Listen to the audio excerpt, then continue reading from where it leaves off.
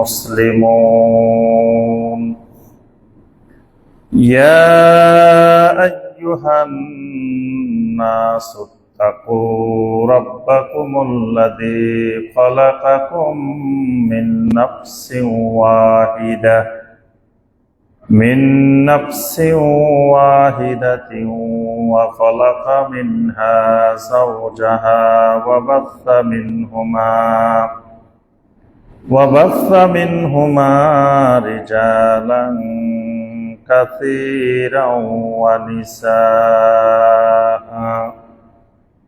واتقوا الله الذي تساءلون به والأرحام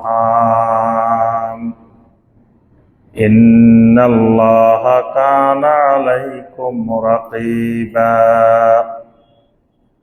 يا أيها الذين آمنوا اتقوا الله وقولوا قولا سديدا يصلح لكم أعمالكم ويغفر لكم ذنوبكم ومن يطع الله ورسوله فقد فاز فوزا عظيما أما بعد فإن خير الحديث كتاب الله وخير الهدي هدي محمد صلى الله عليه وسلم وشر الأمور محدثاتها وكل محدثة بدعة وكل بدعة ضلالة وكل ضلالة في النار اللهم صل على محمد وعلى آل محمد كما صليت على إبراهيم وعلى آل إبراهيم إنك حميد مجيد اللهم بارك على محمد وعلى آل محمد كما باركت على إبراهيم وعلى آل إبراهيم إنك حميد مجيد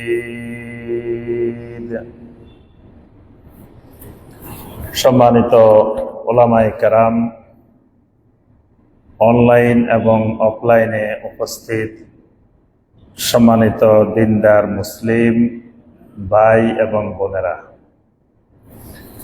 আল্লাহ রাব্বুল আলামিনের দরবারে কোটি কোটি শুকরিয়া যে মহান রাব্বুল আলামিন আমাদেরকে সালাতুল মাগরিব বা জামাত আদায় করার পরে আল্লাহ রাব্বুল আলামিনের ঘরে বসে আল্লাহ সুবহানাহু ওয়া তাআলার দ্বীন সম্পর্কে কোরআনে কারীম এবং হাদিসে নববী সাল্লাল্লাহু আলাইহি ওয়াসাল্লামের আলোকে সংক্ষিপ্তভাবে কিছু কথাবার্তা বলার এবং শোনার তৌফিক দিয়েছেন, সে মহান রব্বুল আলামিনের শুকর আদায় করি। সকলে বলি আলহামদুলিল্লাহ। সম্মানিত ভাই ও বোনেরা, আজকের এই গুরুত্বপূর্ণ দ্বীনি মাজলিসে, এই জিকিরের মাজলিসে যে বিষয়টির উপরে আমরা সংক্ষিপ্তভাবে আলোচনা করার চেষ্টা করব ইনশাআল্লাহ, বিষয়টি হলো আল এহসান। আজকের হালাকার আলোচনার বিষয় হলো এহসান। এহসান সম্পর্কে আমরা মোটামুটি সবাই কম বেশি জানি। এবং এহসান শব্দটা আমাদের সমাজে বাংলা ভাষায়ও একটু পরিচিত শব্দ। মানুষ বলে যে ভাই একটু এহসান করেন। এই এহসান এটা মোটামুটি সবার কাছে কম বেশি পরিচিত, কিন্তু এহসান কোরআন সুন্নাহর দৃষ্টিতে কত গুরুত্বপূর্ণ, এহসানের গুরুত্ব কতটুকু, বা এহসান কাকে বলে, আর এহসানের এই গুণটা, এই বৈশিষ্ট্যটা কিভাবে অর্জন করতে হয়, এই বিষয়গুলো আমাদের অনেকেরই অজানা। আমরা যারা উপস্থিত হয়েছি, আমরা সবাই তো মুসলিম নাকি? এই সবাই মুসলিম তো? আর সন্দেহ আছে? আলহামদুলিল্লাহ। আচ্ছা, সবাই মুমিন তো নাকি? যে কেউ কেউ মনে মুমিন না, কি সবাই মুমিন? আলহামদুলিল্লাহ, সন্দেহ তো নাই নাকি? আচ্ছা, তাহলে মুসলিমও মুমিন। আচ্ছা, সবাই কি মুত্তাকিন? যে এটা সন্দেহ আছে, সবাই কিন্তু বলতেছে না সবাই মুত্তাকিন, বলতেছে না সবাই। তাহলে মুত্তাকিন কিনা এটাতে আমরা সন্দেহ আছে। আচ্ছা, সবাই কি মুহসিনিন? যে এটাও সন্দেহ আছে। মুত্তাকির যা পাওয়া গেছে, মুহসিনিনে কিন্তু তাও পাওয়া যায় নাই, বুঝা গেছে এটার সংখ্যা আরো কম। আচ্ছা, এবার আসেন, আমি আপনি আগে মুসলিম না আগে মুমিন? এটা বলাম তো দেখি। জি, আগে মুসলিম, তারপরে মুমিন। কথাটা ঠিক আছে? ওই যে দেখছেন একটা লাভ আছে, কয় না। তাহলে বোঝা গেল সবাই একমত না। তাহলে কি একমত না হলে আগে মুমিন পরে মুসলিম নাকি? আমরা কি আগে মুমিন হয়েছি না আগে মুসলিম হয়েছি? মুসলিম হয়েছি, তারপরে মুমিন হয়েছি। আচ্ছা, এটা আমরা বুঝলাম কেমনে? বোঝার মাধ্যম হলো কোরআনে কারিমে আল্লাহ রাব্বুল আলামিন সূরা আল হুজুরাতে আল্লাহ পাক কিছু বেদুইনকে, কিছু সাধারণ মানুষকে আল্লাহ পাক বলছেন, ক্বালাতিল আ'রাবু আমান্না কুল লাম তু'মিনু ওয়ালাকিন কুলু আসলামনা ওয়ালাম্মা ইয়াদখুলিল ঈমানু ফি কুলুবিকুম। এখানে আল্লাহ রাব্বুল আলামিন স্পষ্ট করে দিয়েছেন। আল্লাহ পাক বলছেন ক্বালাতিল আ'রাবু আমান্না। কিছু বেদুইন, কিছু গ্রামের মানুষ, সাধারণ মানুষ, তারা বলতেছে আমান্না, না আমরা ঈমান আনছি, আমরা মুমিন। আল্লাহ পাক বলছেন কুল লাম তুমিনু, রাসূল আপনি বলেন তোমরা এখনো ঈমান আনো নাই। ওয়ালাকিন কুলু আসলামনা, বরং তোমরা বলো যে আমরা ইসলাম গ্রহণ করছি, আমরা মুসলিম হয়েছি। কেন? আল্লাহ পাক সে কারণটাও ব্যাখ্যা করছেন। ওয়ালাম্মা ইয়াদখুলিল ঈমানু ফি কুলুবিকুম, কারণ ঈমানটা এখনো পর্যন্ত তোমাদের অন্তরে প্রবেশ করে নাই। ওয়ালাম্মা ইয়াদখুলিল ঈমানু ফি কুলুবিকুম, ঈমানটা এখনো তোমাদের অন্তরে প্রবেশ করে। তাহলে ঈমান প্রবেশ করে নাই কিন্তু মুসলিম। আল্লাহ পাক তাদেরকে মুসলিম বলতে বলছেন, কিন্তু বলছে যে তোমরা বলো ওয়ালাকিন কুলু আসলামনা, তোমরা বলো যে আমরা মুসলিম, আমরা ইসলাম গ্রহণ করছি, কিন্তু মুমিন বলিও না। তাহলে বোঝা গেল মুসলিম আর মুমিনে পার্থক্য আছে। তো মুসলিম কখন মুমিন হবে? ওয়ালাম্মা ইয়াদখুলিল ঈমানু ফি কুলুবিকুম, যখন ঈমানটা অন্তরে ঢুকবে তখন মুমিন হবে। অন্তরে ঢোকার আগ পর্যন্ত মুমিন হবে না। তাহলে মুসলিম হবে কিভাবে বলেন তো দেখি এবার? মানে অন্তরে ঢুকলে তখন হবে মুমিন। আমার কথা বুঝতেছেন? অন্তরে ঢুকলে মুমিন, তাহলে মুসলিম হয়েছে কিভাবে? হ্যাঁ, মুসলিম হওয়ার জন্য অন্তর লাগে না,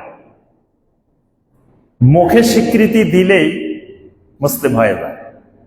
মুখে সাক্ষ্য দিল শাহাদাতে আল্লাহ ইলাহা ইল্লাল্লাহ ওয়া আন্না মুহাম্মাদার রাসূলুল্লাহ, জবানে সাক্ষ্য দিয়ে দিছে যে আল্লাহ ছাড়া সত্য আর কোনো মাবুদ নাই, মুহাম্মদ সাল্লাল্লাহু আলাইহি ওয়াসাল্লাম আল্লাহর রাসূল।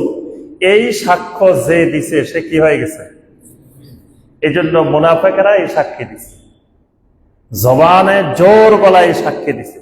এই কারণে তারা মুসলিম দাবি করত। তবে তারা মুসলিম দাবি করার পরে কোন মুসলিম কিন্তু তাদেরকে বলে নাই মিয়া তুমি মুসলমান না, এটা কিন্তু বলে নাই, কারণ সে ঘোষণা দিছে। তাহলে বোঝা যায় জবান দিয়ে মুসলিম হয়, অন্তর দিয়ে মুমিন হয়। জবান দিয়ে মুসলিম শুরু হয়, এই স্বীকৃতিটা, জবানের স্বীকৃতিটা যখন অন্তরে পৌঁছবে, কালবে পৌঁছবে, তখন হবে মুমিন। এবার আসেন, নবী সাল্লাল্লাহু আলাইহি ওয়াসাল্লামের একটা প্রসিদ্ধ হাদিস আছে, সহিহ আল বুখারীতেও আছে, মুসলিমেও আছে, যেটাকে হাদিসে জিবরিল আলাইহিস সালাম বলা হয়। এটার নাম পরিচিতি হাদিসে জিবরিল। এই হাদিসটা উমর ইবনে খাত্তাব রাদিয়াল্লাহু তাআলা আনহু বর্ণনা করেছেন। একদিন জিবরিল আলাইহিস সালাম মানুষের আকৃতিতে নবী সাল্লাল্লাহু আলাইহি সাল্লামের কাছে আসছিলেন। সাহাবায়ে কেরামও বসা ছিলেন, সাহাবায়ে কেরামের সামনে দিয়ে আসছেন। উমর ইবনে খাত্তাব রাদিয়াল্লাহু তাআলা আনহু বলেন, ইজতালা আলাইনা রাজুলুন শাদীদু বায়াদিস সিয়াব শাদীদু সাওয়াদিস শা'r। একটা লোক আমাদের সামনে আসলো, কাপড়গুলা, পোশাকগুলা দবদবে সাদা, চুলগুলা কুচকুচে কালো। লা ইউরা আলাইহি আথারুস সাফার ওয়ালা ইয়ারিফুহু মিন্না আহাদুন। লোকটার মধ্যে সফরের কোনো চিহ্নও নাই, আবার লোকটাকে আমরা কেউ চিনিও না। দুইটা কথা বলছেন। সফরের চিহ্ন নাই কেন? লোকটার কাপড়টা দবদবে সাদা। তো মরুভূমির রাস্তা দিয়ে এসে যদি সফর করে আসতো, তখন তো আর প্রাইভেট কার নাই, ধুলাবালি লাগে নাই, সে এখানে আসছে, তখন তো মরুভূমির রাস্তা দিয়ে আসবে, তাহলে মরুভূমির ধুলাবালি লাগবে না কাপড়ে? কাপড় তো দবদবে সাদা থাকার কথা না, কাপড়টা দবদবে সাদা। আবার সফর করে আসলে চুলগুলা কুচকুচে কালো থাকার কথা না, মরুভূমির বালো ধুলা পড়ে চুলগুলো একটু সাদা হয়ে যাওয়ার কথা, কিন্তু কোনো চিহ্ন নাই। আচ্ছা, ভালো কথা, তাইলে তো মানুষ এটা এই এলাকার, যদি সফর করি না আসে মানুষ এটা এই এলাকার, এই এলাকার হলে তো আমরা চিনতাম, কিন্তু আমরা কেউ তাকে চিনিও না। এই মানুষটা এসে সরাসরি নবী সাল্লাল্লাহু আলাইহি ওয়াসাল্লামকে সালাম দিয়েছেন, সালাম দিয়ে নবী সাল্লাল্লাহু আলাইহি ওয়াসাল্লামের সামনে বসছেন। বসার পরে কয়েকটা প্রশ্ন করছেন। এক নম্বর প্রশ্নটা কি করছেন? আখবিরনি আনিল ইসলাম। প্রথম প্রশ্নটা আখবিরনি আনিল ঈমান করেন নাই, আখবিরনি আনিল ইসলাম করছেন। আমাকে একটু বলেন যে ইসলাম কাকে বলে, ইসলামটা কি?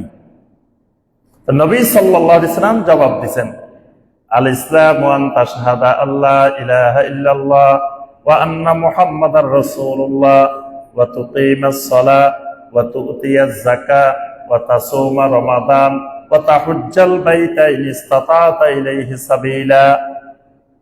ইসলাম হলো এই জিনিস, মানে ইসলামের রোকনগুলো নবী সাল্লাল্লাহু আলাইহি ওয়াসাল্লাম বর্ণনা দিয়েছেন। দেওয়ার পরে লোকটা বলতেছে সদাক্তা, একেবারে সঠিক কথা বলছেন, এটাই ইসলাম। আচ্ছা, এবার আবার প্রশ্ন করছেন, আখবিরনি আনিল ঈমান, আমাকে বলেন ঈমান কাকে বলে? নবী সাল্লাল্লাহু আলাইহি ওয়াসাল্লাম এবার ঈমানের সংজ্ঞা দিচ্ছেন, ঈমানের রুকনগুলো বর্ণনা করছেন। তাহলে আমরা যে প্রসঙ্গ মনে আছে যে আগে মুসলিম না আগে মুমিন, তাহলে এই হাদিসে প্রমাণ করে যে আগে ইসলাম তারপরে ঈমান। জিবরিল আলাইহিস সালাম এই কারণে আগে প্রশ্ন করছেন ইসলাম, তারপরে প্রশ্ন করছেন ঈমান। এবার আসেন, তাহলে একজন মানুষ প্রথম ইসলাম গ্রহণ করার পরে তিনি হন মুসলিম। এরপরে যখন মুখে যা স্বীকৃতি দিলেন, এরপর আকীদার বিষয়গুলো, বিশ্বাসের বিষয়গুলো, অন্তরের বিষয়গুলো যখন পাকাপোক্ত হয়, তখন লোকটা হয় মুমিন।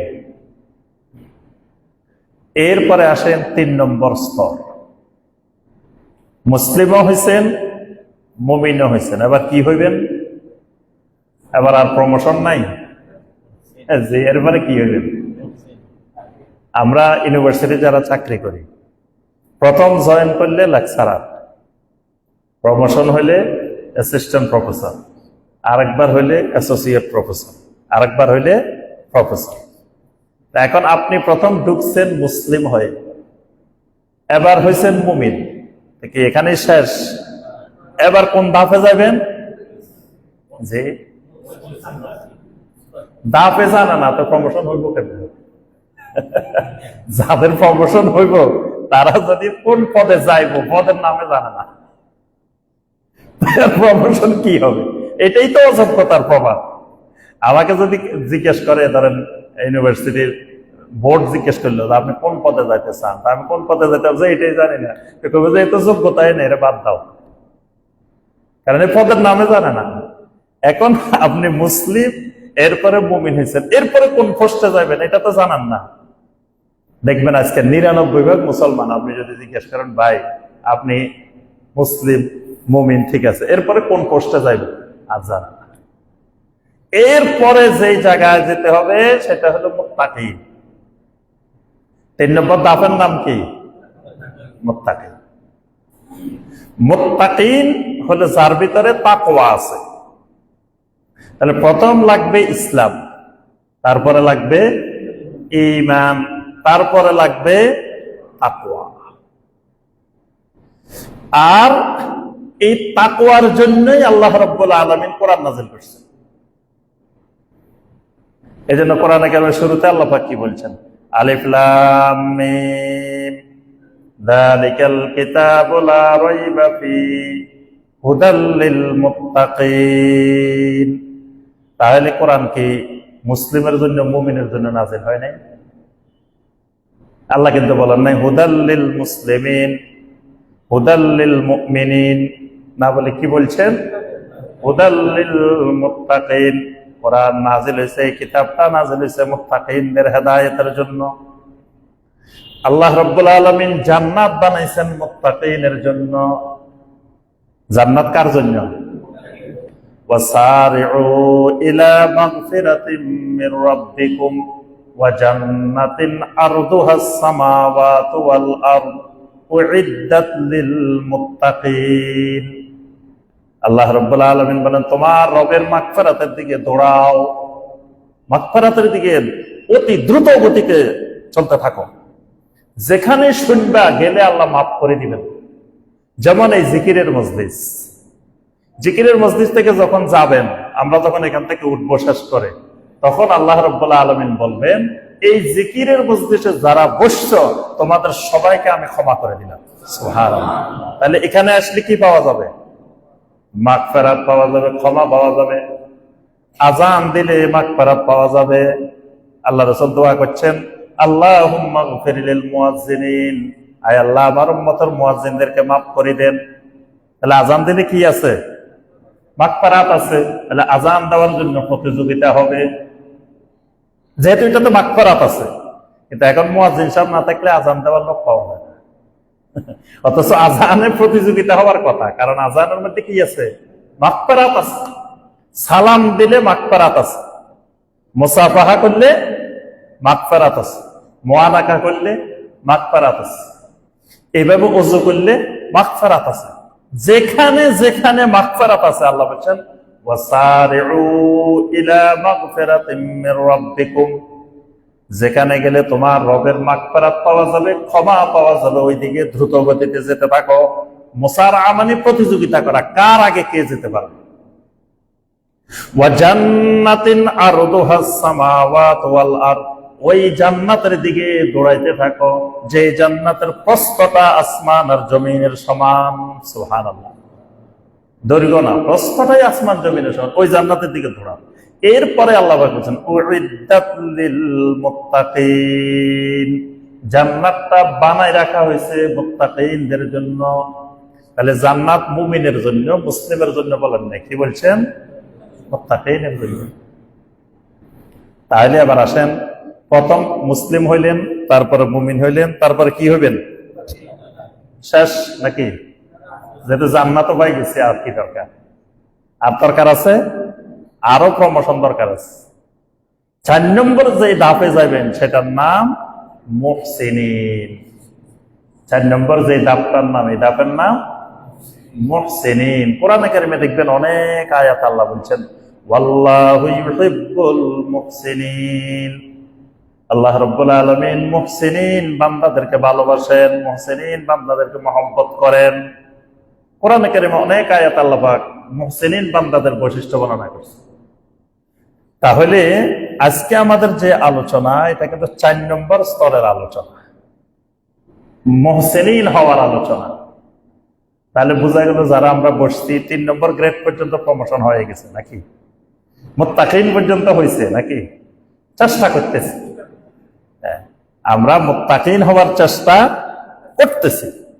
তাহলে শুধু মুত্তাকিন হওয়ার চেষ্টা করে বসে থাকলে হবে না, এর পরের ধাপে মুহসিনিন হওয়ার চেষ্টা করতে হবে। আপনি টার্গেট নিছেন কোনরকম 40 পাইলেছেন, তাহলে ফেল করার সম্ভাবনা আছে।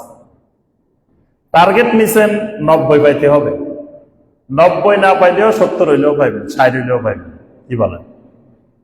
টার্গেটে আগে 40, তাহলে আপনি ফেল করার সম্ভাবনা আছে। প্রশ্ন একটা কমন পড়ে নাই, শেষ 40 হওয়ার পাইলেন না। আমি এখন অনার্সের হেড এক্সামিনার, 3rd ইয়ার। অনেকগুলো স্টুডেন্ট দেখি যে 20 পাইছে, 23 পাইছে, তারপরে 16 পাইছে। এখন আমি চিন্তা করলাম এগুলোর পাস করাই দেওয়া যায় কিনা। আমাকে পাওয়ার দিছে হেড এক্সামিনার সর্বোচ্চ 10% নাম্বার বাড়াই দিতে পারবে। 80 নম্বরের মধ্যে আমার ক্ষমতা হলো 8 নম্বর বাড়াই দেওয়া যায়। তো 32 পাইলে মোটামুটি সে পাস। তাহলে যদি কেউ 24 পায়, তাহলে আমার সর্বোচ্চ পাওয়ার দিয়ে 32 দিয়ে হয়তো পাস করানো যাবে। যে 24-এর নিচে পাই বসে দিছে, 20 পাইছে, তাহলে আর আমার পাওয়ারেও কাজ হবে না। এখন টার্গেটে আপনার 40, তাহলে ফেলের সম্ভাবনা আছে। এই জন্য আপনি টার্গেটে করছেন মুত্তাকি পর্যন্ত পৌঁছতে পারলে, তাহলে হয়তো মুত্তাকি গেলেন না। এজন্য প্রত্যেক মুমিনের টার্গেট থাকবে মুহসিনিন হওয়া। মুহসিনিন হলে লাভটা কি? মুহসিনিন হলে আল্লাহ রাব্বুল আলামিন বেগাইরে হিসাব, হিসাববিহীন জান্নাত দিয়ে দিবেন। সুবহানাল্লাহ, কোনো হিসাব নেই। আল্লাহ পাক ডেকে ডেকে বলবেন যে তুমি জান্নাতে ঢুকে যাও, তাদখুলুল জান্নাতা বিসালাম, তুমি জান্নাতে ঢুকে যাও, তোমার কোনো হিসাব নাই। মুহসিনিন বান্দাদের কোনো হিসাব নাই, মুত্তাকিনদের হিসাব হবে। তবে মুত্তাকিনদের হিসাবটা হবে হিসাবান ইয়াসীরা।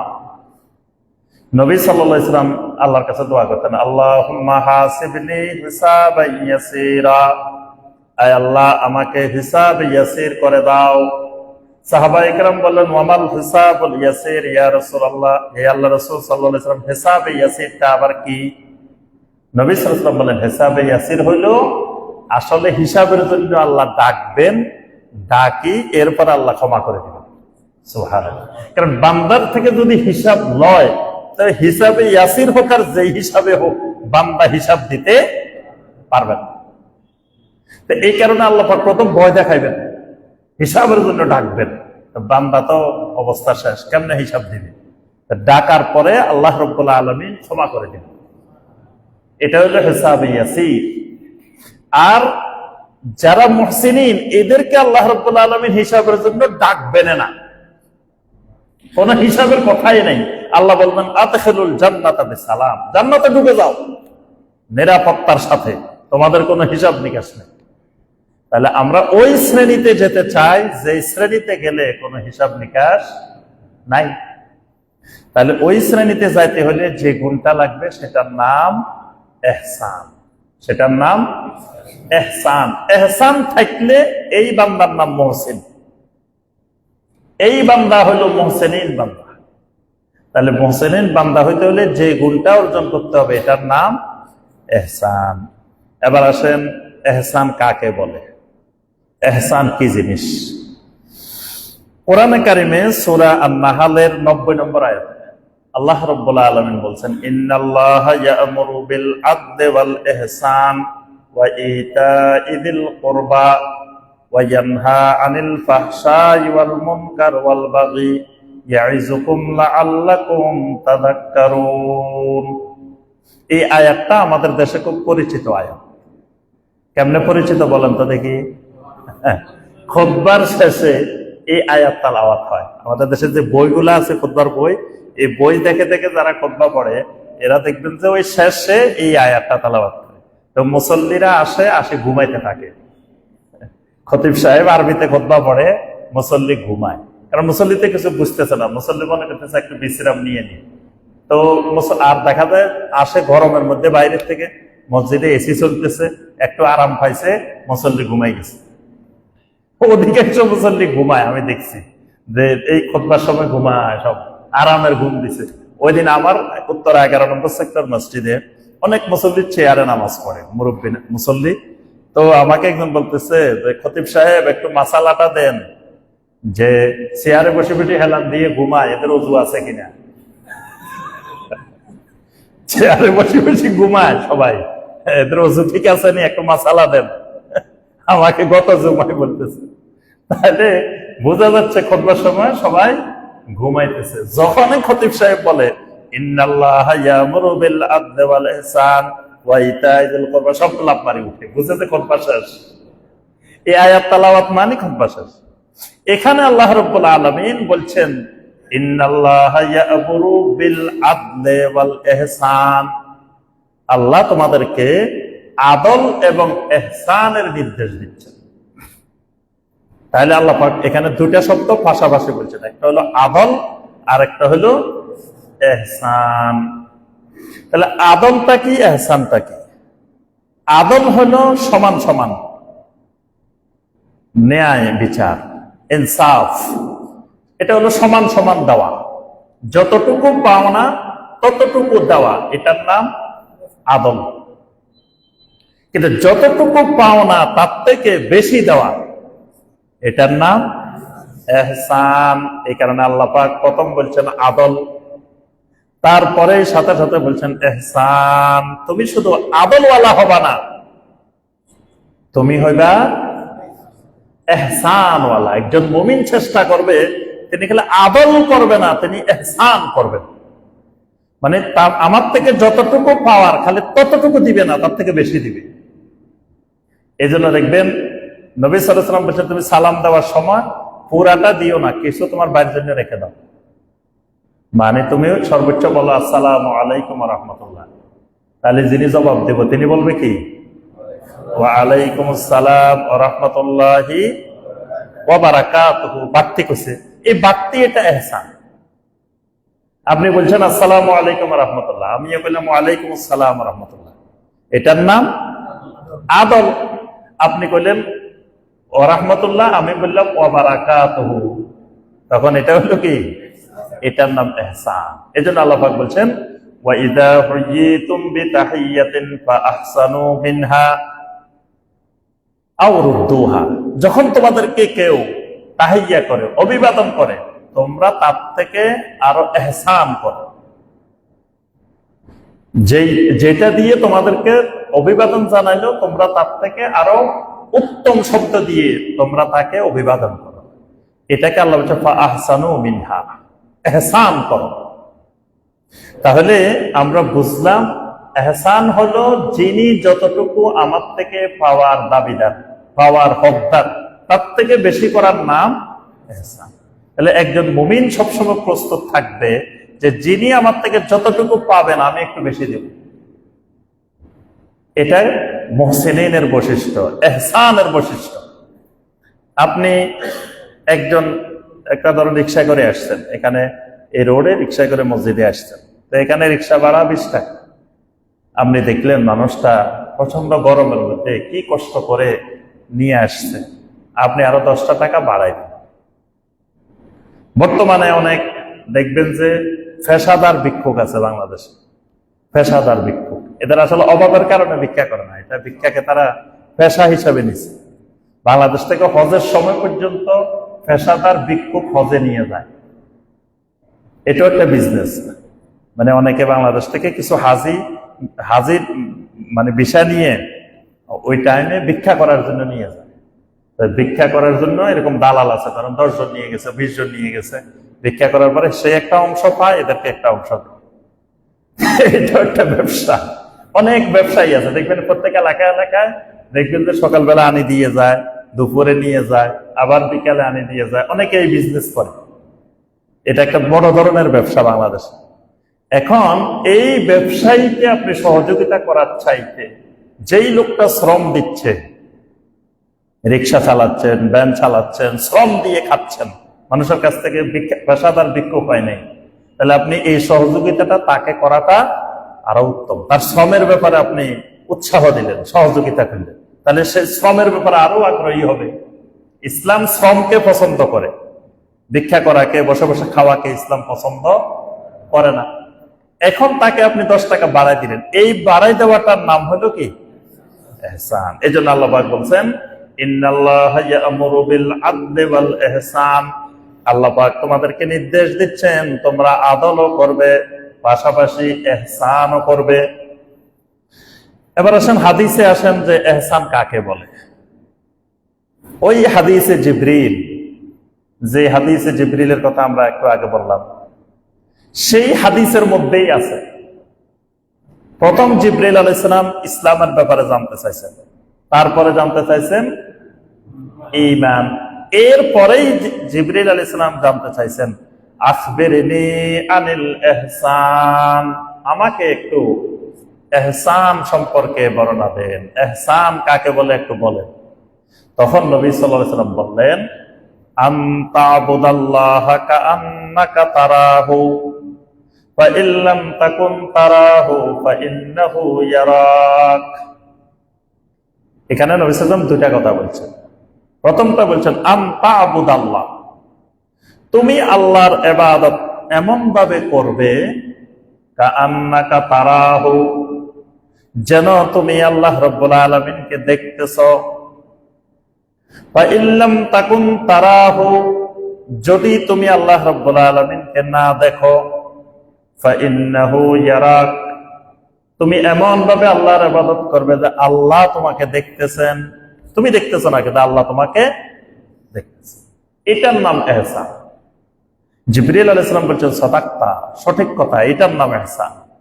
তাহলে নবী সাল্লাল্লাহু আলাইহি ওয়াসাল্লাম এখানে ইহসানের যে সংজ্ঞা দিচ্ছেন, ইহসান কি জিনিস, এখানে দুইটা বিষয় বলছেন। এই দুইটাকে বলা হয় ইহসানের দুইটা রোকন।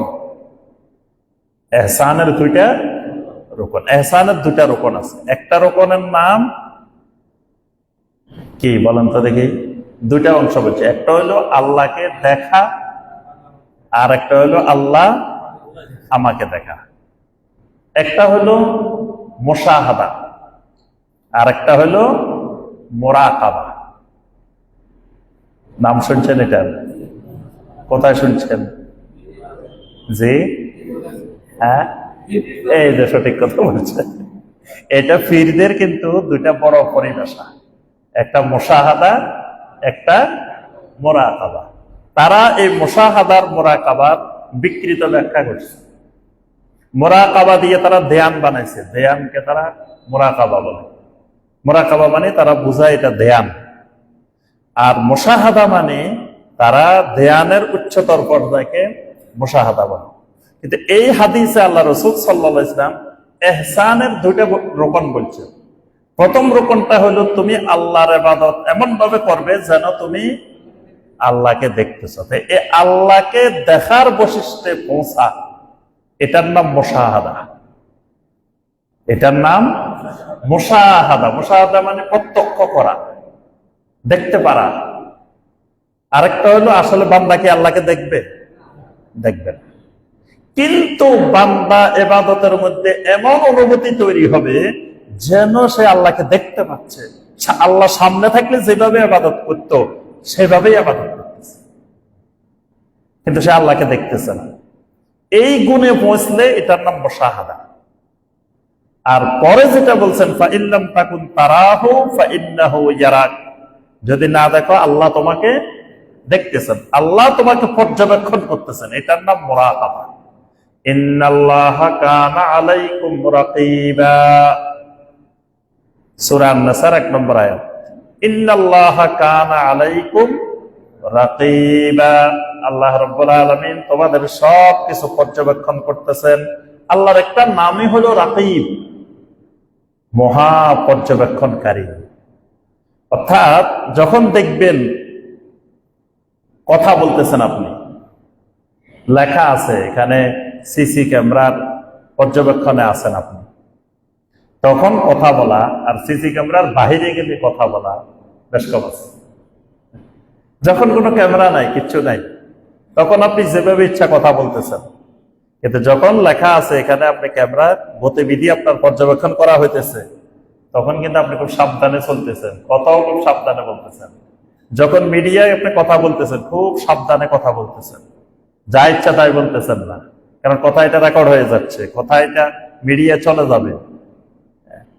এইটা হলো যখন বান্দা মনে করবে যে আল্লাহ রাব্বুল আলামিন আমার জন্য ক্যামেরা বসায় রেখেছেন, আমার আল্লাহ পর্যবেক্ষণে আছে, আমার আল্লাহ আমার সমস্ত গতিবিধি পর্যবেক্ষণ করতেছে। এই জন্য কোরআনে কারিমে আল্লাহ পাক বলছেন, মা ইয়ালফিজু মিন কাওলিন ইল্লা লাদাইহি রাকিবুন আতীদ, বান্দা জবান থেকে একটা কথাও বের করে না, যে কথাটা আমার অতন্দ্র প্রহরীরা যেটা নোট করতেছে না, লিপিবদ্ধ করতেছে না, রেকর্ড করতেছে না, এইরকম কোনো কথা বান্দা বলে না। তাহলে একজন বান্দার ভিতরে যদি এই অনুভূতি তৈরি হয় যে আমি যা বলতেছি, যা করতেছি সব ক্যামেরায় পর্যবেক্ষণ হচ্ছে, আমি সিসি ক্যামেরার ভিতরে আছি, এটার নাম মুরাকাবা, এটার নাম মুরাকাবা। তাহলে ইহসানের রকম কয়টা? দুইটা, একটার নাম মুশাহাদা, একটার নাম মুরাকাবা। এখন প্রথমে আসেন, ইহসান আপনার মধ্যে আসতে হইলে আগে কয়টা জিনিস আসা লাগবে? তিনটা। ওই তিনটা আসে নাই তো ইহসান আসবো?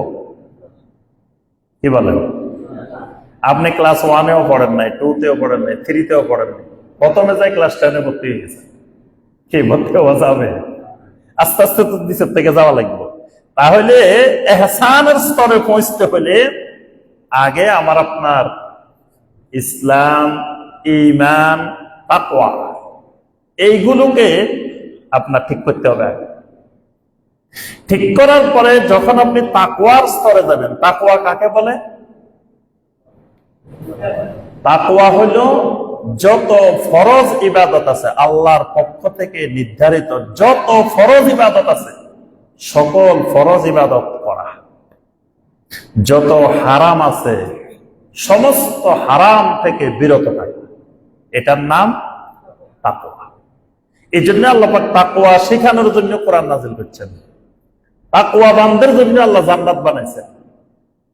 এই জন্য যে সব ফরজ পালন করবে, যে সকল কবিরা গুনাহ থেকে, হারাম থেকে বিরত থাকবে, সে জান্নাতি হবে, সে মুত্তাকিন, সে তাকওয়াবান।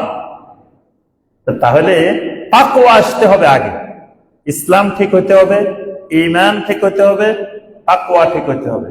এগুলো ঠিক হইলে যাই ইহসান আসবে। ওগুলো ঠিক না করলে ইহসান হওয়া যাবে। 2 নম্বর কথা, এখানে ইহসানের সংজ্ঞার মধ্যে প্রথমে আল্লাহ রাসূল সাল্লাল্লাহু আলাইহি ওয়াসাল্লাম বলছেন আনতাবুদাল্লাহ,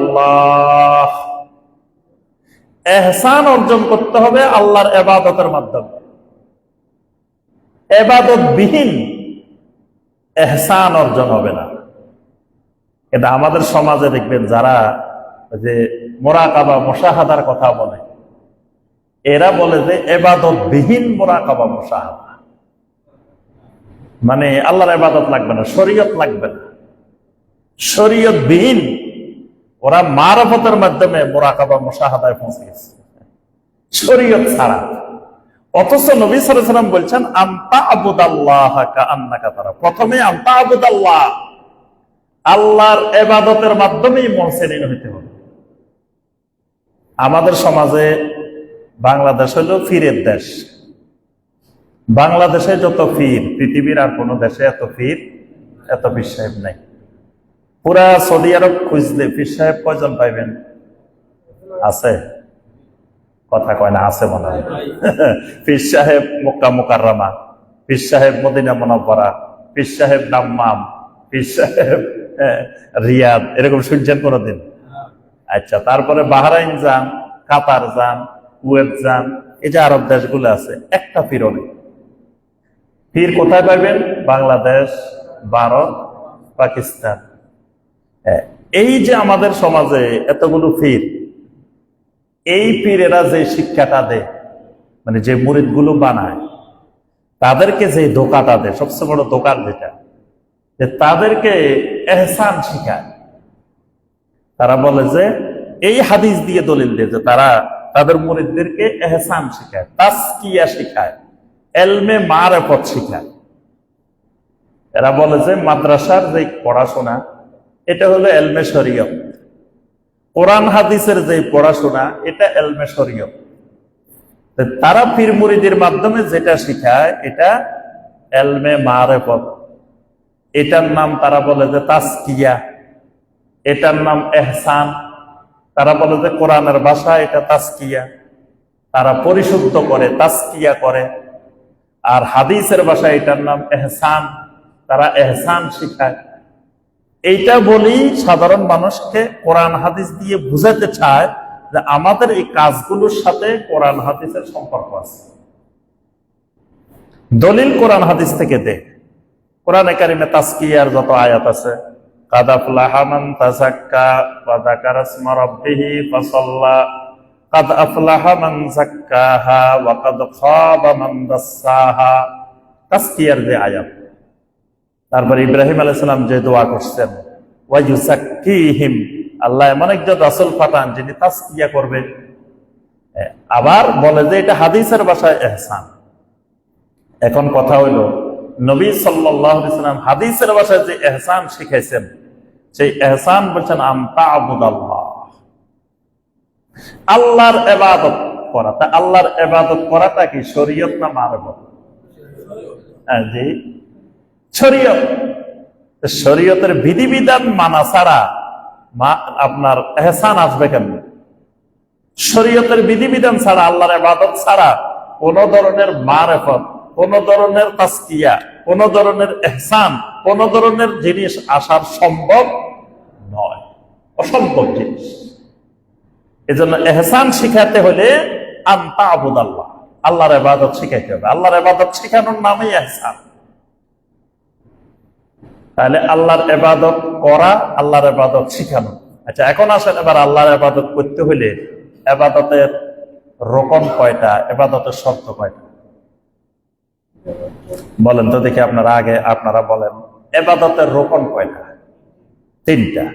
ইবাদতের শর্ত কয়টা? শর্ত 2টা। ইবাদত কবুলের শর্ত 2টা, আর ইবাদতের রকম হলো 3টা। ইবাদতের রকম কি কি? 1 নম্বর হলো মহব্বত, 2 নম্বর হলো খাউফ, 3 নম্বর হলো আর রাজা।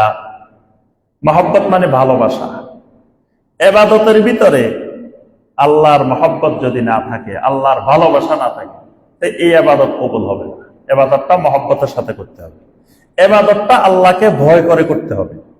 ইবাদতটা আল্লাহর কাছ থেকে প্রতিদান পাওয়ার আশায়, সওয়াব পাওয়ার আশায় করতে হবে।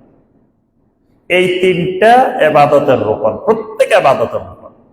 এই 3টার একটা যদি অনুপস্থিত হয়, ওইটা ইবাদত হবে না।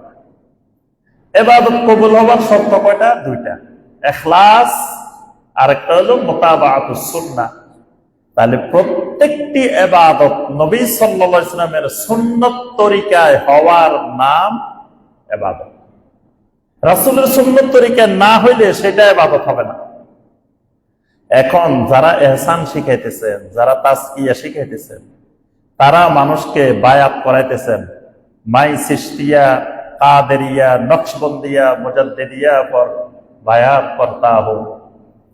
এখন এই যে চিশতিয়া, কাদেরিয়া, নকশবন্দিয়ায় যে ইবাদত গুলো শিখাইতেছে সেগুলো নবী সাল্লাল্লাহু আলাইহি ওয়াসাল্লামের সুন্নতের সাথে কোনো মিল নাই, সেগুলো সুন্নত বহির্ভূত। তাহলে এই সুন্নত বহির্ভূত ইবাদত দিয়ে কোনোদিন কেউ তাজকিয়া করতে পারে না, ইহসান করতে পারে না, কখনো সে আল্লাহর ওলি হইতেও পারে না। এই কারণে দেখেন নবী সাল্লাল্লাহু আলাইহি ওয়াসাল্লাম ইহসানের সংজ্ঞা প্রথমেই বলছেন আন তা'বুদাল্লাহা কাআন্নাকা তারা, তুমি আল্লাহর ইবাদত করবে। ইবাদত বিহীন কোনোদিন ইহসান আসবে না। তবে তুমি ইবাদত করতে করতে করতে করতে আপনার ইবাদত করতে হলে তো মুসলিম হইলে ইবাদত শুরু করা লাগবে। কি আপনি মুসলিম হইলেন, মুমিন হইলেন, মুত্তাকিন হইলেন, তারপরে না মুহসিন হইলেন। তা আপনি যখন মুসলিম হইছেন তখনই তো ইবাদত শুরু হয়ে গেছে। ইসলামের রকম কয়টা? 5টা। তাহলে 2 নম্বর রকম সালাত, 3 নম্বর রকম যাকাত, 4 নম্বর রকম সিয়াম, 5 নম্বর রকম হজ। তাহলে আপনি যখন মুসলিম হইলাম তখনই কিন্তু আল্লাহ রাব্বুল আলামিনের ইবাদত শুরু হয়ে গেছে। তাহলে আল্লাহর ইবাদত যখন মুসলিম তখনও করতেছে, যখন মুমিন তখনও করতেছে, যখন মুত্তাকিন তখনও করতেছে। কিন্তু মুহসিনের ইবাদত আর এই 3 শ্রেণীর ইবাদতের পার্থক্যটা কোন জায়গায়? ওই 3 শ্রেণী থাকাকালীন যখন ইবাদত করছি আমার ভিতরে ওই অনুভূতি জাগ্রত হয়নি, মানে আমি আল্লাহকে দেখতেছি বা আল্লাহ আমার ইবাদত দেখতেছেন, এই অনুভূতি জাগ্রত হয় নাই। যখনই এই অনুভূতি জাগ্রত হয়েছে তখনই এটার নাম হয়ে গেছে কি? ইহসান। তখনই এটার নাম মুহসিনিন। এই জন্য আল্লাহ রাসূল সাল্লাল্লাহু আলাইহি ওয়াসাল্লাম বলছেন যে ইহসান হলো আন তা'বুদাল্লাহ কাআন্নাকা তারাহু ওয়া ইল্লাম তাকুন তারাহু ফা ইন্নাহু ইয়ারাক। এবার আসেন, এই ইহসানটা শুধুমাত্র ইবাদতের মধ্যে সীমাবদ্ধ না। একজন মুমিনের জীবনের সকল ক্ষেত্রে ইহসানের বিস্তৃতি আছে। এই ইহসানটা হবে প্রথমে নিজের প্রতি। আমার আপনার নিজের প্রতি ইহসান করতে হবে। আমার আপনার নিজের প্রতি কি করতে হবে? নিজের প্রতি ইহসান কেমনে করবেন? আমার প্রতি আমি ইহসান কেমনে করব? আমার প্রতি আমার ইহসান করার মাধ্যম হলো আমি নিজেকে জাহান্নামের দিকে ঠেলে দিব না, জাহান্নাম থেকে নিজেকে রক্ষা করার জন্য চেষ্টা করব। মানে আমার এই শরীরটাকে আল্লাহ রাব্বুল আলামিন জান্নাতের জন্য বানাইছেন, জাহান্নামের জন্য বানান নাই। কিন্তু আমি নিজে জাহান্নামের দিকে ঠেলে দিচ্ছি, তার অর্থ হলো আমি নিজের প্রতি জুলুম করতেছি, ইহসান করতেছি না। আমার প্রতি ইহসান করার অর্থই হলো আমি আমার নিজেকে জান্নাতমুখী করব, নিজেকে জাহান্নামের আগুন থেকে বাঁচাবো। ইয়া আইয়ুহাল্লাযীনা আমানু কু আনফুসাকুম ওয়া আহলিকুম নারা। ও ঈমানদারেরা, তোমরা নিজেদেরকে, তোমাদের আহালকে কি করো? জাহান্নামের আগুন থেকে বাঁচাও। তাহলে প্রথম জাহান্নামের আগুন থেকে বাঁচাইতে হবে কাকে? আনফুসাকুম। এজন্য আল্লাহ বলেছেন ওয়ালা তাকতুলু আনফুসাকুম, তোমরা নিজেরা নিজেদেরকে হত্যা করিও না। নিজেরা নিজেরা কেমনে হত্যা করে? নিজেরা নিজেকে হত্যা করার অনেকগুলো মাধ্যম আছে। যেই জিনিস আল্লাহ হারাম করছেন এই জিনিস খাওয়া মানে নিজেকে নিজে হত্যার দিকে ধাবিত করা। বিড়ি সিগারেট খাওয়া হারাম। পৃথিবীর সকল ডাক্তার বলতেছে এটার মধ্যে ক্ষতি, না আমি তারপরও খাইতে আছি। তার অর্থ না আমি আমার নিজেকে ধ্বংসের দিকে ঠেলে দিচ্ছি, ইচ্ছা করে ঠেলে দিচ্ছি।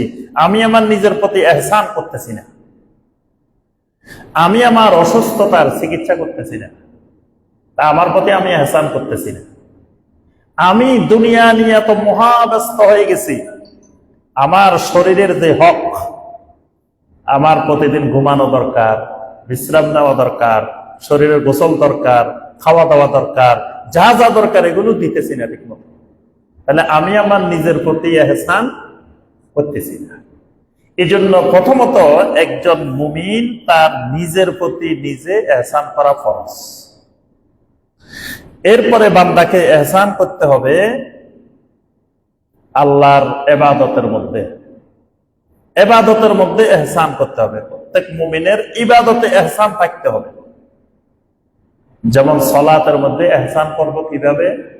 সালাতের মধ্যে খুশু খুজু থাকতে হবে।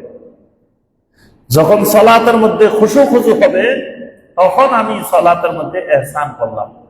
খুশু খুজু মানে এমন মনোযোগ সালাতের মধ্যে তৈরি হলো যে তখন মনে হবে আমি আমার আল্লাহকে দেখতেছি, আমার আল্লাহ আমাকে দেখতেছে। তার অর্থ হলো সালাতের মধ্যে আল্লাহর ইবাদতের মধ্যে এহসান তৈরি হয়েছে। এহসান করতে হবে মা বাবার প্রতি। মা বাবার প্রতিও কি করতে হবে? এহসান করতে হবে। কোরআনে কারিমে দেখবেন আল্লাহ পাক অসংখ্য জায়গায় বলছেন, وَقَضَى رَبُّكَ أَلَّا تَعْبُدُوا إِلَّا إِيَّاهُ وَبِالْوَالِدَيْنِ إِحْسَانًا وَبِالْوَالِدَيْنِ إِحْسَانًا। তোমাদের মা বাবার প্রতি তোমরা এহসান করো। তো মা বাবার প্রতি এহসান কেমনে করবেন? মা বাবার হক আদায় করো এটা বলেন নাই। আল্লাহ পাক বলেছেন মাতা পিতার প্রতি তোমরা এহসান করো। অর্থাৎ মাতা পিতা যতটুকু আমার কাছে পাও না তার থেকে বেশি দিতে হবে। মানে সবসময় চেষ্টা করতে হবে যে আমার মা বাবা আমার কাছে যতটুকু প্রাপ্য তার থেকে আমি বেশি দিব। এটা হলো মা বাবার প্রতি এহসান। এই জন্য আল্লাহ পাক কোরআনে কারিমে সূরা আন-নাসর 36 নম্বর আয়াতে বলছেন, ওয়া'বুদুল্লাহা ওয়া লা তুশরিকু বিহি শাইআ ওয়া বিল ওয়ালিদাইনি ইহসানা। আল্লাহর ইবাদতের পরেই আল্লাহ পাক বলছেন ওয়া বিল ওয়ালিদাইনি ইহসানা, মা বাবার প্রতি ইহসান। তাহলে যিনি মুহসিনিন হতে চান উনি যেমন নিজের প্রতি ইহসান করবেন, কারণ নিজের প্রতি ইহসান না করলে আপনি ইবাদতে মনোযোগী হইতে পারবেন না। আপনি ধরেন সারা রাত ঘুমান নাই, তা আপনি ফজরের সালাতে যদি খুশু খুশুর সাথে মনোযোগের সাথে ফজরের সালাত পড়তে চান, পড়া যাবে? যাবে না। এই জন্য আল্লাহর ইবাদতে মনোযোগী হইতে হলে নিজের প্রতি ইহসান করতে হবে। এই জন্য ওই যে 3 সাহাবীর ওই হাদিস সবাই জানেন। 3 সাহাবী এসে বলছিলেন না, একজন যে সারা রাত ইবাদত করবে, আরেকজনে সারা জীবন সিয়াম পালন করবেন, আরেকজনে বিয়ে শাদী করবেন না আল্লাহর ইবাদতের জন্য।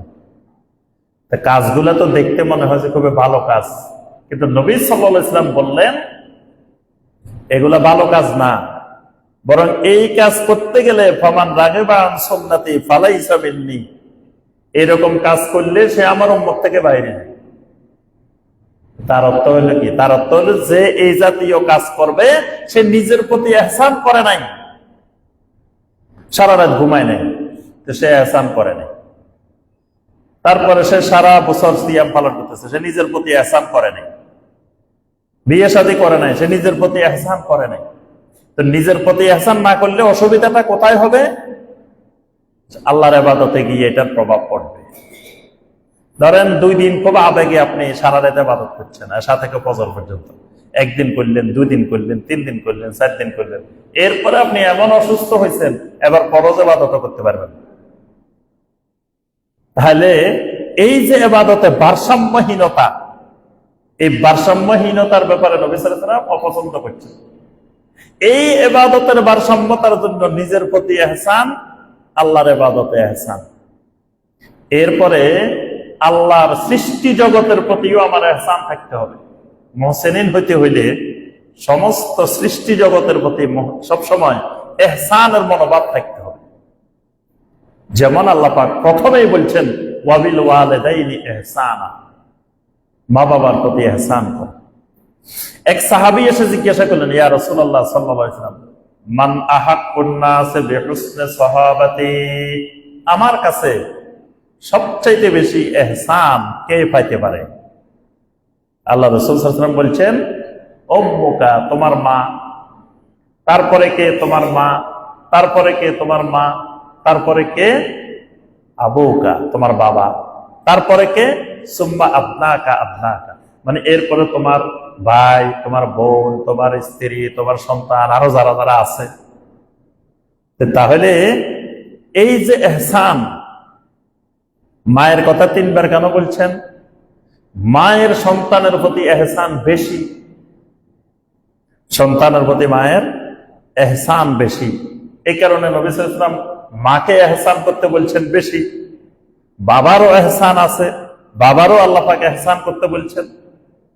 এইভাবে আল্লাহ রাসূল সাল্লাল্লাহু আলাইহি ওয়াসাল্লাম মা বাবার প্রতি এহসানের নির্দেশ দিয়েছেন। এরপরে এহসান করতে হবে স্বামী স্ত্রী একজন আরেকজনের প্রতি এহসান করতে হবে। এই জন্য আল্লাহ রাসূল সাল্লাল্লাহু আলাইহি ওয়াসাল্লাম বলছেন, আকমালুল মুমিনিনা ঈমানান আহসানুহুম খুলুকা ওয়া খিয়ারুকুম খিয়ারুকুম লিনিসাইহিম।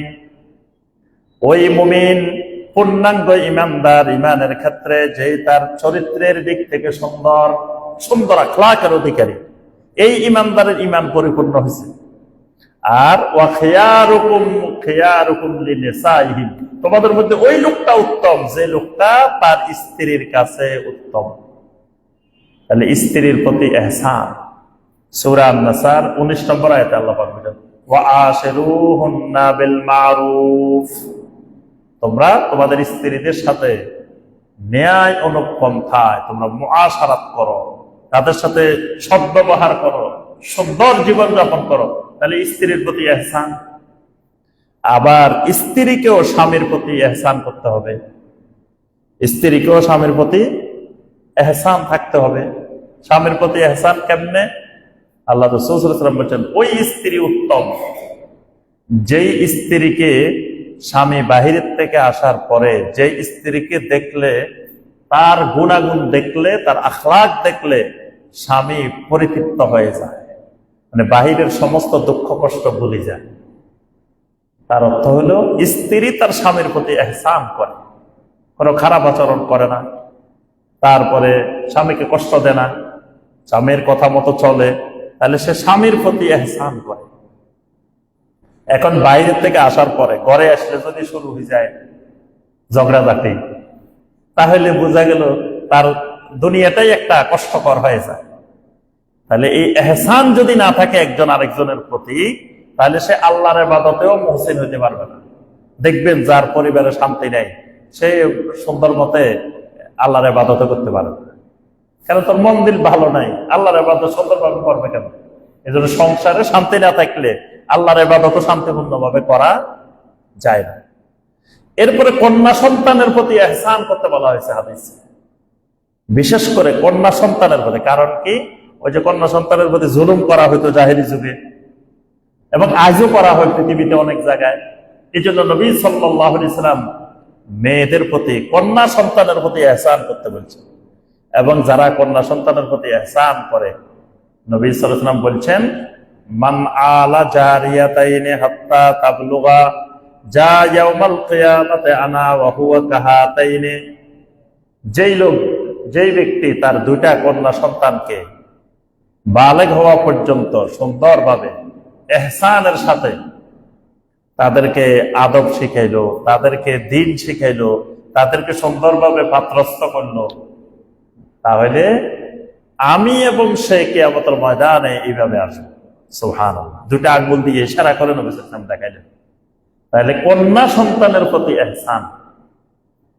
তারপরে ইহসান করতে হবে সমাজে বিধবা, এতিম, মিসকিন যারা থাকবে তাদের প্রতিও আল্লাহ রাসূল সাল্লাল্লাহু আলাইহি ওয়াসাল্লাম ইহসান করতে বলছেন। as-sa'i আলাল আরমালাতি ওয়াল মিসকিন কাল মুজাহিদি ফি সাবিলিল্লাহ। নবী সাল্লাল্লাহু আলাইহি ওয়াসাল্লাম বলেন, যে ব্যক্তি বিধবা এবং মিসকিনের সহযোগী হয়ে যায়, কাল মুজাহিদ ফি সাবিলিল্লাহ, সে যেন আল্লাহর রাস্তার বড় মুজাহিদ। সুবহানাল্লাহ। এতিমের প্রতি যে সহানুভূতি করে, যে এতিমের প্রতি ইহসান করে, এই লোক নবী সাল্লাল্লাহু আলাইহি ওয়াসাল্লাম বলছেন, যে এতিমের পাশে দাঁড়ায়, এতিমের সহযোগী, সে কিয়ামতের ময়দানে আমার সাথে আসবে। সুবহানাল্লাহ। আর যে এতিমের সম্পদ মেরে খায়, আল্লাহ পাক বলছেন, ইন্নাল্লাযীনা ইয়াকুলুনা আমওয়ালাল ইয়াতামা যুলমান ইন্নামা ইয়াকুলুনা ফি বুতুনিহিম নারা। ইতিমের সম্পদ যারা অন্যায়ভাবে ভক্ষণ করে তারা তাদের পেটের মধ্যে জাহান্নামের আগুন ঢুকায়, তারা জাহান্নামের আগুন খায়। তাহলে এতিম, বিধবা, মিসকিন এদের প্রতিও একজন মুহসিনিন সবসময় ইহসানের দৃষ্টি পোষণ করবে। প্রতিবেশীর প্রতি ইহসান, প্রতিবেশীর প্রতিও ইহসান করতে হবে। একজন মুহসিনের বৈশিষ্ট্য তার যত রকমের প্রতিবেশী আছে সকল প্রতিবেশীর প্রতি ইহসান করবে। এই জন্য নবী সাল্লাল্লাহু আলাইহি ওয়াসাল্লাম বলছেন, মান কানা ইউমিনু বিল্লাহি ওয়াল ইয়াউমিল আখির ফালইউহসিন ইলা জারিহি। যেই লোক আল্লাহ এবং তার রাসূলের উপরে ঈমান আনে সেই জন্য তার প্রতিবেশীর প্রতি ইহসান করে।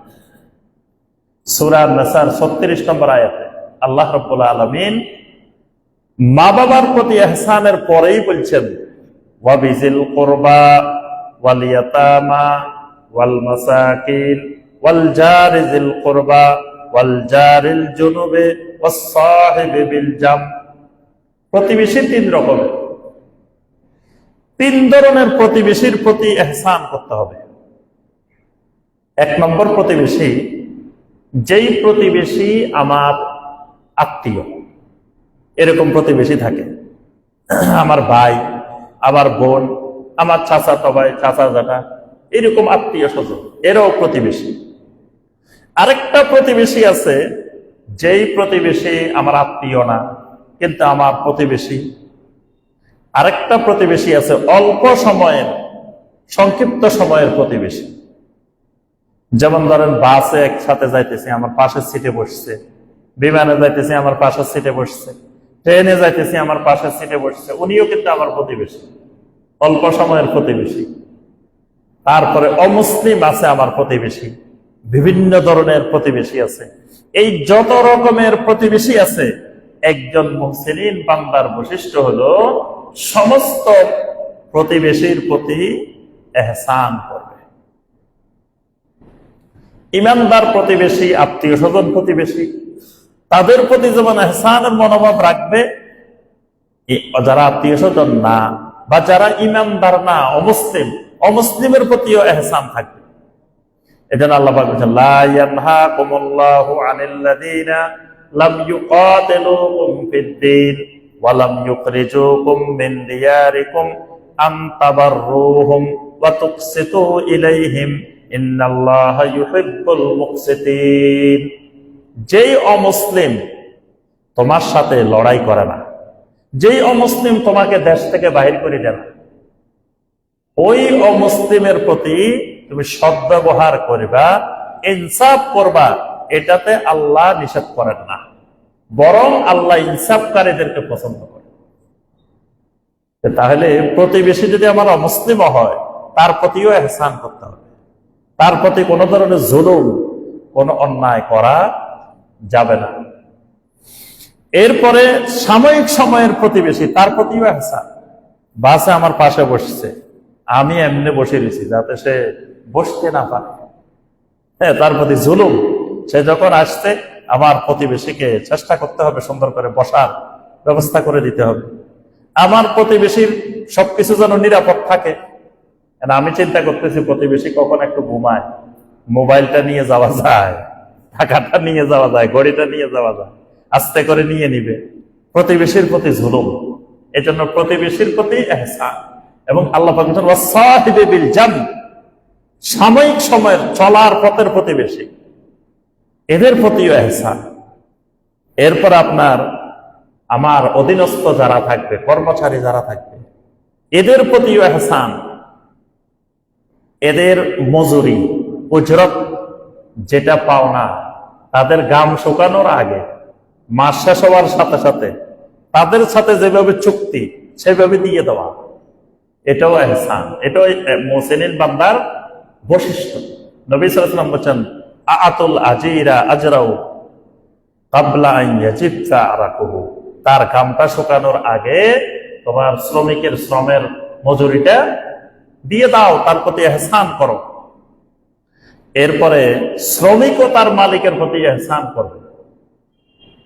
যে চুক্তি মালিকের সাথে তার যে কয় ঘন্টা কাজ করার কথা, যেভাবে কাজ করার কথা, সেখানে ফাঁকিবাজি না করে তার পরিপূর্ণ হক আদায় করে সে কাজ করে, এটা হলো সে তার মালিকের প্রতি এহসান করবে।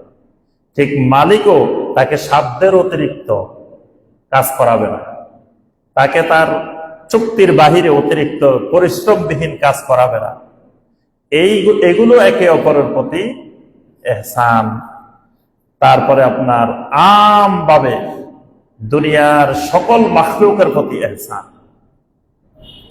আল্লাহ রাসূল সাল্লাল্লাহু আলাইহি ওয়াসাল্লাম বলছেন, তোমরা পশু জবাই করার সময় আহসানুজ যাবহা, মানে পশু জবাই করার সময়ও পশুর প্রতিও এহসান করো। তাকে জবাই করার সময় যথাসম্ভব চেষ্টা করো কম কষ্ট দেওয়ার জন্য। তুমি এমন ভাবে জবাই করিও না যাতে বেশি কষ্ট পায়, এইভাবে জবাই করা ইসলামে জায়েজ নেই। সে পশু জবাইয়ের ক্ষেত্রেও এহসান। এইভাবে সমস্ত যত পশু আছে, পাখি আছে, যত প্রাণী আছে, আমি যদি একটা প্রাণীকে খাবার না দিয়ে কষ্ট দিয়ে মেরে ফেলি, এটাও বিশাল অন্যায় কাজ। নবী সাল্লাল্লাহু আলাইহি ওয়াসাল্লাম এক মহিলার কথা বলছেন, একটা বিড়ালকে খাবার না দিয়ে আটকায় রেখে মারে ফেলছে। নবী সাল্লাল্লাহু আলাইহি ওয়াসাল্লাম বলছেন সে জাহান্নামী হয়ে গেছে।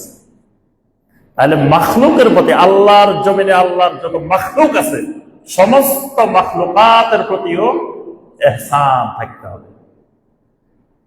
এরপর আল্লাহ পাক বলছেন, আল্লাযীনা ইউনফিকুনা ফিস সাররাই ওয়াদ দাররাই ওয়াল কাযিমিনাল গায়যা ওয়াল আফিনা আনিন নাস ওয়াল্লাহু ইউহিব্বুল মুহসিনিন। যারা কঠিন অবস্থায়, সুখের অবস্থায়, দুঃখের অবস্থায়, সব অবস্থায় যারা আল্লাহর রাস্তায় খরচ করে, যারা ওয়াল কাযিমিনাল গায়জ, ক্রোধটাকে, রাগটাকে হজম করতে পারে, সংবরণ করতে পারে, ওয়াল আফিনা আনিন নাস, মানুষকে ক্ষমা করতে পারে, ওয়াল্লাহু ইউহিব্বুল মুহসিনিন। এই কয়টা কথা বলি আল্লাহ সাথে সাথে বলছেন এইরকম মুহসিনিন বান্দাদেরকে আল্লাহ মহব্বত করেন, ভালোবাসেন। সুবহানাল্লাহ। তাহলে এখানে তিনটা গুরুত্বপূর্ণ বৈশিষ্ট্যের কথা বলা হয়েছে। একটা বৈশিষ্ট্য হলো আমরা মনে করি টাকা থাকলে আমি দান করব। তা আল্লাহ পাক বলেছেন ইউনফিকুনা ফিস সাররাই ওয়াদ দাররাই, অভাব অবস্থায় দান করতে হবে।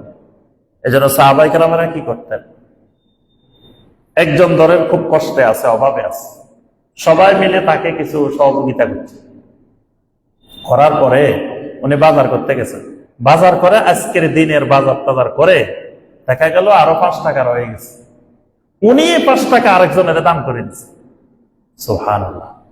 সাহাবায়ে কেরামদের বৈশিষ্ট্য যে উনাকে কেউ সহযোগিতা করলে নিজের খরচের পরে বাকি যেটা থাকতো এটা উনি আবার আল্লাহর রাস্তায় দান করে দিতেন, জমা করে রাখতেন। মানে কেউ যদি জমা করার উদ্দেশ্যে মানুষের কাছে চায়, তাদের কঠিন শাস্তির কথা আল্লাহ রাসূল সাল্লাল্লাহু আলাইহি ওয়াসাল্লাম বলছেন। এই কারণে সাহাবায়ে কেরাম ইউনফিকুনা ফিস সাররাই ওয়াদ দাররাই, মানে আপনার অভাব অনটন অবস্থায়ও দান করে, স্বাচ্ছন্দ্য যখন সচ্ছলতা থাকে তখনও দান করে। ওয়াল কাযিমিনাল গায়জ, রাগ সংবরণ করা, এটা মুহসিনিন বান্দাদের বৈশিষ্ট্য। মুহসিনিন পর্যায়ে না গেলে কেউ রাগ দমন করতে পারে না, রাগকে কন্ট্রোল করতে পারে না। এর রাগ নিয়ন্ত্রণ করা, দেখবেন ওই যে আমাদের দেশে যত শপথ হয়, রাষ্ট্রপতির শপথ, প্রধানমন্ত্রীর শপথ, উপদেষ্টা শপথ, শপথের মধ্যে বলা থাকে রাগের বশবর্তী হয়ে কোন প্রকারের কারো প্রতি বিরাগ, কারো প্রতি এটা এগুলা থাকবে না। অর্থাৎ একটা চেয়ারে বসলে রাগের বশবর্তী হয়ে কারো কিছু সে করবে না, এটা শপথ নিয়ে চেয়ারে বসে। এটা মুহসিনিন বান্দার বৈশিষ্ট্য। ওয়াল কাযিমিনাল গায়জ, রাগকে নিয়ন্ত্রণ করে, তার সাথে আমার সম্পর্ক ভালো নাই তাই বলে আমি এখানে বসে তার ক্ষতি করতে পারবো না, আমার রাগকে নিয়ন্ত্রণ করতে হবে। ওয়াল আফিনা আনিন নাস, সবসময় মানুষকে ক্ষমা করার বৈশিষ্ট্য। দেখেন এই মক্কাবাসী নবী সাল্লাল্লাহু আলাইহি ওয়াসাল্লামকে কত না কষ্ট দিছে, এমন কিছু নাই মক্কাবাসী এরা করে নাই, কোন ধরনের ষড়যন্ত্র বাদ দেয় নাই, হত্যার ষড়যন্ত্র পর্যন্ত নবী সাল্লাল্লাহু আলাইহি ওয়াসাল্লামকে করছে। আবার সে মদিনা মুনাওয়ারায় গেছেন, সেখানেও শান্তি দেয় নাই, এখান থেকে যাই যুদ্ধ করতে গেছে কতবার মদিনাতে। অথচ মক্কা বিজয়ের পরে নবী সাল্লাল্লাহু আলাইহি ওয়াসাল্লামের সামনে যখন হাত জোট করে সবাই দাঁড়ায় রয়েছে, নবী সাল্লাল্লাহু আলাইহি ওয়াসাল্লাম বললেন ইন্নী আকুলু লাকুম কামা ক্বালা ইউসুফু লিইখওয়াতিহি। ইউসুফ আলাইহিস সালাম তার ভাইদেরকে যা বলছিল আমিও তোমাদেরকে তাই বললাম। লা তাসরিবা আলাইকুমুল ইয়াওম, আজকে তোমাদের উপর আমার কোনো প্রতিশোধ নাই। ইযহাবু ফাআনতুমুত তুলাকা, যাও তোমরা সবাই মুক্ত। তাহলে এই যে ওয়াল আফিনা আনিন নাস, মানুষকে ক্ষমা করা, এই বৈশিষ্ট্য মুহসিনিনের বৈশিষ্ট্য। সম্মানিত ভাই ও বোনেরা, কোরআনে কারীম এবং সহিহ হাদিসে অনেকগুলো দেখবেন মুহসিনিনের বৈশিষ্ট্য, ইহসানের বৈশিষ্ট্য। এই বৈশিষ্ট্যগুলো আমাদের মধ্যে নিয়ে আসতে হবে। আমাদেরকে সবসময় চেষ্টা করতে হবে আমি মুহসিনিন বান্দা হব, আমি মুহসিনিন বান্দা হব, ইহসানের স্তরে পৌঁছে যাব। তাহলে আমাদের জান্নাতটা আল্লাহ পাক সহজ করে দিবেন। আল্লাহ রাব্বুল আলামিন আমাদের সবাইকে মুহসিনিন বান্দা বান্দি হওয়ার তৌফিক দান করুন। আল্লাহ রাব্বুল আলামিন আমাদের সকলের মধ্যে ইহসানের বৈশিষ্ট্য আল্লাহ তৈরি করে দেন। আল্লাহ রাব্বুল আলামিন আমাদের সবাইকে পরিপূর্ণ মুমিন, মুসলিম, মুত্তাকিন হওয়ার আল্লাহ পাক তৌফিক দান করুন। আমিন ইয়া রাব্বাল আলামিন। সুবহানাকা আল্লাহুম্মা বিহামদিকা আশহাদু আল্লা ইলাহা ইল্লা আনতা আস্তাগফিরুকা ওয়া আতুবু ইলাইক। আসসালামু আলাইকুম ওয়া রাহমাতুল্লাহি ওয়া বারাকাতুহু।